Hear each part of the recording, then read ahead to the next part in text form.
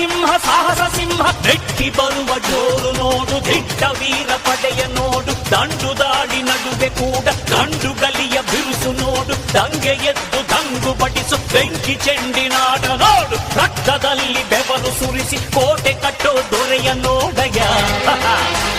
ಇವನಿದ್ದ ಕಡೆಯಲ್ಲೆಲ್ಲ ಘೋರ ಸಿಂಹ ಗರ್ಜನೆ, ಅದು ಯಾರು ಬಂದರು ಕೊನೆಯಾಗದು ಸಿಂಹ ಗರ್ಜನೆ.